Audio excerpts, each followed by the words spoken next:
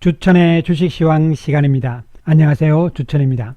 오늘 이 시간에는 나스닥 급등 그러나 우리 시장은 왜? 삼성전자와 셀트리온. 자, 그럼 무엇을 알아볼 것인가? 첫 번째, 나스닥 급등의 이유를 알아보면, 두 번째, 미국 전고점 임박 우리 시장은, 세 번째, 삼성전자와 SK하이닉스 강세의 의미는, 네 번째, 성장주와 셀트리온 조정시 매수.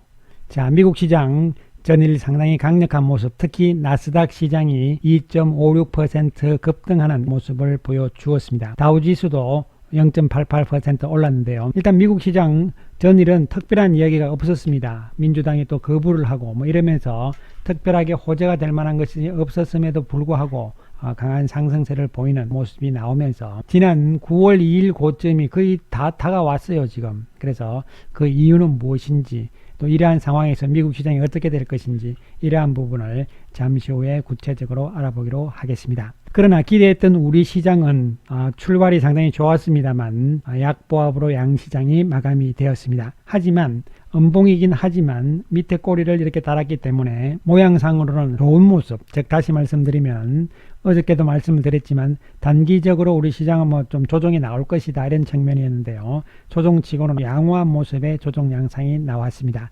하지만 조금 아쉬운 것은 상승 종목보다는 하락 종목이 많다는 것이죠. 양쪽 시장이 모두 종목이 집중되는 모습이다. 그러한 가운데서 특히 대형주 쪽으로 매기가 집중되는 이러한 모습이 일단은 읽어볼 수가 있겠습니다. 오늘 외국인들 2천억 정도의 매수 우인데 거래소 시장에서 삼성전자와 SK하이닉스 두 종목에 집중이 되어 있기 때문에 특별한 의미는 없습니다. 하지만 삼성 SDI, 네이버, 카카오를 조금씩 또 산다는 측면이죠. 물론 최근 외국인들 워낙 단타꾼들이기 때문에 참 이게 시세를 길게 가는 그러한 관점보다는 트레이딩 관점으로 계속적으로 나가고 있다. 외국인들 사실 믿을 수는 좀 없는 상황이다 이렇게 볼 수가 있겠는데, 오늘은 또 기관들이 또 역시 많이 파는 모습이잖아요. 예, 그래서 이 기관들 과연 매수 여력이 있는 것인가, 또 기관들에 대해서도 한번 알아보기로 하겠습니다. 자, 먼저 미국 시장을 살펴보게 되면은, 자, 미국 시장 나스닥의 급등의 이유를 알아보게 되면은 우리 시장이 왜 주춤거리고 또 앞으로 미국 시장이 어떻게 될 것인가 이런 것을 해답을 찾을 수가 있겠습니다. 나스닥의 시가총액 1등, 2등인 애플과 아마존닷컴, 애플이 6.35% 상승이고 아마존도 4.76% 상승입니다. 이 모양상으로 봤을 때는 갑자기 퍽 올라가는 이 급등의 형태죠. 그러면서 거래량이 늘어나는 이러한 모습이 되겠습니다. 그런데 특별한 게 없단 말이죠. 어저께 시장에서는. 그럼 근본적인 이유는 무엇일까?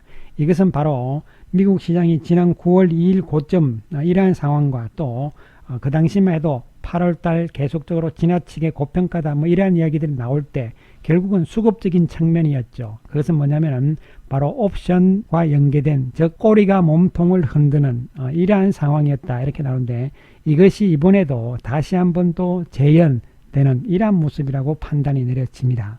이쪽에 투자자는 투기적인 성향의 투자자다 이렇게 볼 수가 있겠습니다. 손정희 소프트뱅크 회장 이런 이야기도 나옵니다만, 아무튼 간에 투기적인 세력들이 콜옵션을 매수를 하면서 동시에 주식을 매수를 합니다.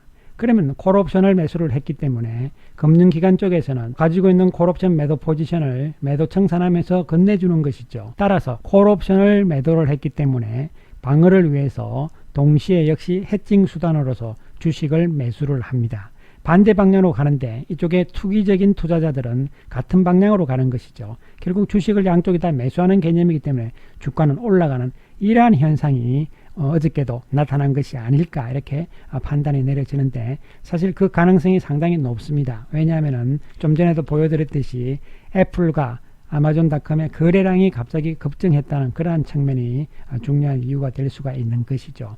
자, 그렇다면은 이러한 투기적인 세력들이 이러한 현상을 왜 보이는 것인가? 미국의 지금 대선을 앞두고 있는 대선 전국에서 물론 어느 시점에 가서 다시 팔게 되면은 콜옵션 매수는 청산을 해야 되니까 매도로 가는 것이죠. 주식 매수 했던 것도 매도로 가는 것이고, 마찬가지로 이쪽에서도 역시 콜옵션을 매도했던 것을 매수를 하지만 주식 매수했던 것 역시 매도를 하니까 주가는 다시 빠지는 이런 현상이 나오는데, 이것이 이제 지난 9월 2일 이후에 나온 상황이었죠. 그렇다면은 이번에는 이러한 방향 쪽으로 과연 언제까지 어느 정도 진행이 될 것인가, 이러한 부분과 이 투기적인 미국의 투자자들이 그러면 왜 다시 이러한 매매 패턴을 보이는 것인가, 그것은 바로 이 대선 전국에서 만약에 민주당 바이든이 됐을 때 우려되는 것은 성장주 맥락, 또 기존의 IT 맥락 미국의 이런 부분들이, 특히 빅테크 규제 부분이 상당히 바이든 쪽에서는 안 좋은 것이거든요. 그런데 바이든 측에서, 민주당 측에서 완화하겠다 이런 이야기가 나오고 있으며, 또 법인 세율도 인상을 해봐야 뭐 큰 의미가 없다, 오히려 규제를 완화하고 그 다음에 부양책을 적극적으로 쓰겠다, 이런 측면에서 분위기가 흘러가기 때문에 이 세력들은 또 그러한 행태 패턴을 보이는 상황이라고 볼 수가 있겠습니다. 자, 그렇다면 이러한 패턴이 언제까지 이어질 것인가, 제가 보는 관점에서는 다시 이 고점을 좀 돌파하는 상황이 나올 겁니다. 바로 가지는 않겠지만 뭐 좀 조정받는다 하더라도 어쨌든 돌파를 좀 시켜놓고 박스권의 저점을 좀 높여놓는 이러한 과정들이 나올 가능성도 지금부터는 염두에 둬야 되겠다. 그렇다면 결론적으로 우리 시장도 지수 측면에서는 나쁠 것이 없다, 이런 측면에서 1차적으로는 결론을 내릴 수가 있겠습니다. 자, 오늘 우리 시장에서의 핵심은 역시 삼성전자와 SK하이닉스다, 이렇게 볼 수가 있겠습니다. 삼성전자가 장중에는 신고가를 나가는 이러한 모습이 나왔잖아요. 예, 그랬다가 종가에 가서 조금 주춤하면서 61,000원대를 돌파를 못했는데, 종가는 기록을 못했는데, 어쨌든 이와 같은 강세의 의미 상당히 중요하다, 이렇게 보는 것이고, 또한 SK하이닉스도 물론 재료가 있었습니다. 마이크로소프트와 연간 3조 원의 반도체 분거, 하위가 이제 못하니까요. SK하이닉스는 상당히 호재인 것은 분명하죠. 이 두 종목이 우리나라의 시가총액 1등과 2등 종목이기 때문에 사실 지수를 오늘 방어를 했다, 이렇게 볼 수가 있는데, 월봉을 좀 살펴보게 되면 삼성전자는 역사적인 고점을 다시 지금 눈앞에 두고 있는 상황입니다. 월봉상으로 봤을 때 SK하이닉스는 역사적인 고점 아직 멀었고 이제 바닥에서 올라오고 있는 이런 과정들이죠. 결국은 이러한 모습을 봤을 때 삼성전자와 SK하이닉스가 안정적인 조정을 받으면서 추세적인 상승으로 간다면 지수 측면에서는 우리 시장도 고점을 돌파할 수 있는 상황은 충분히 나올 것이다. 그럼 그 시점은 언제일 것인가? 제가 어저께도 말씀드렸지만 빠르면 다음 주부터 가능성이 있을 것이다, 이런 말씀을 드린 바가 있습니다. 자, 그렇다면 우리가 이 시장의 주도주 맥락군들을 이미 제가 이 반도체 부분과 자동차 부분을 포함을 시키면서 기존의 성장주 맥락이었던 2차전지, 언택트 소프트웨어, 그 다음에 제약바이오에다가 반도체와 자동차를 포함을 시키면서 결국은 이와 같은 주도주의 맥락으로 가는데, 지수 측면과 지금 시점에서는 오히려 반도체와 자동차가 먼저 끌고 가는 국면이 되는 것이다. 성장주 개념 이런 것과 가치주 개념의 싸움은 이미 끝났습니다. 그렇다면 지금은 무슨 시장이냐? 바로 실적 장세로 가는 시장이라는 측면을 핵심 포인트로 잡으셔야 되겠다, 이렇게 말씀을 드릴 수가 있겠습니다. 핵심적인 측면은 바로 그러한 부분에서 우리가 포커스를 좀 맞추실 필요성이 있다, 이렇게 말씀을 드리고, 지금 삼성전자와 SK하이닉스 이렇게 치고 나가는 과정, 또 현대차도 지금 올라오면서 좋은 모습을 보여주고 있지 않습니까? 근데 이 모든 세 종목군들이 실적 측면에서 상당히 좋은 측면이다. 물론 자동차 쪽은 기저효과가 있긴 합니다만 수소차라는 개념에서의 어떤 성장성 가능성 이런 부분이 가미가 되는 부분들이고, 그리고 반도체 시장은, 반도체는 우리나라가 세계 1, 2위를 지금 차지하고 있는 부분들이잖아요. 그렇기 때문에 다른 나라와는 상당히 우리는 특이한 산업 구조를 가지고 있다는 측면을 염두에 두실 필요성이 있다, 이렇게 판단이 내려지고, 그렇다면 이제 후발로 갈 수 있는 것은 바로 기존의 성장주 맥락이 되는 것이죠. 우리가 바이오, 2차전지, 텍트 이렇게 한번 보면은 이 6개 종목군들을 보시면은 모두 다 고점을 찍은 시점은 약간의 차이가 납니다만은 전부 다 지금 이렇게 하락 추세로 빠져있는 이러한 상황들이잖아요. 예, 이렇게 다 빠져있는 상황입니다. 그런데 고점을 가장 먼저 찍은 쪽은 역시 셀트리온이 되는 것이죠. 바이오 쪽이 고점을 가장 먼저 좀 찍어 놓은 상태고, 이에 따라서 가격 조정과 또 기간 조정도 충분했다는 측면이 접근이 될 수 있는 것이고, 최근에 셀트리온이 조금 힘이 빠지긴 합니다만 이렇게 슬금슬금 돌리고 있잖아요. 예, 이런 측면을 봤을 때는 결국은, 즉 다시 말씀드리면 삼성전자와 SK하이닉스 경기 관련주 가치주들이 올라가고 이제 성장주들은 헤맨다 라는 개념이 아니라는 것이죠.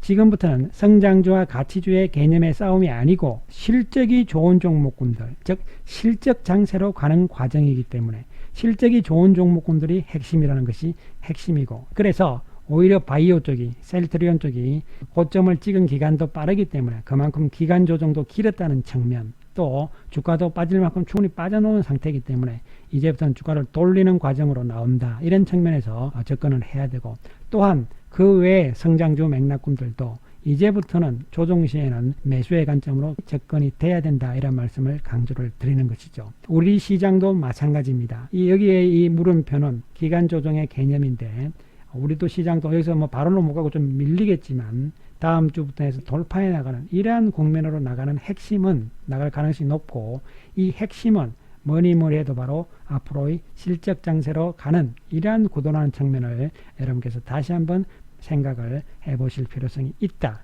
이러한 측면에서 접근을 하셔야 되고, 단 지금 부담스러운 것은 연말을 앞두고 대주주 양도세 문제 때문에 우리가 수급 측면에서의 불안감이 조금 증폭되고 있다는 측면이 가장 부담스러운 요소가 될 수가 있는 부분인데요. 자, 과거를 우리가 수치를 어저께도 말씀드렸듯이 다 보여드렸듯이 연말만 되면 이렇게 밀린다는 것이죠. 핵심은 작년에 10억에서 올해 3억으로 낮추기 때문에 작년에 나왔던 약 5조의 3배만 나온다 하더라도 12월에 가서 15조가 나올 수 있다는 측면이 있죠. 그렇다면 15조를 누가 방어를 하느냐? 지금 외국인들 믿을 수가 없는 상황이죠. 그렇다면 국내 기관인데, 국내 기관 가운데서는 연기금, 특히 국민연금이 되겠는데요. 국민연금은 지금 주식을 살 여력이 거의 없습니다. 왜냐하면 국민연금의 연간 기금 운영 계획을 보면 국내 주식 비중은 17.3%입니다. 그런데 이미 7월 현재 18.2%로 오버한 상태죠. 따라서 8월, 9월 두 달에 걸친 연기금의 매도가 바로 이러한 이유에서 나온 것이다. 어느 정도는 비중을 맞췄을 겁니다. 그렇다면 또 매도를 할 것인가? 오늘도 연기금을 많이 팔았습니다만, 그러나 9월달 같은 연기금의 매도는 좀 없을 것으로 보이고 이미 팔 만큼 팔았기 때문에요. 중요한 것은 뭐냐면은 어느 정도 비중을 낮춰놓은 상태라면 더 이상 비중을 늘리지 못하는 것이죠. 그렇다면 종목을 교체를 합니다. 교체를 해서 집중적인 종목에 집중 투자로 가는 것이죠. 예를 들어서 삼성전자 하나만 가겠다, 아니면 이런 식으로 이제 연말까지 끌고 가는 전략이 연기금의 전략이 되는 것이다.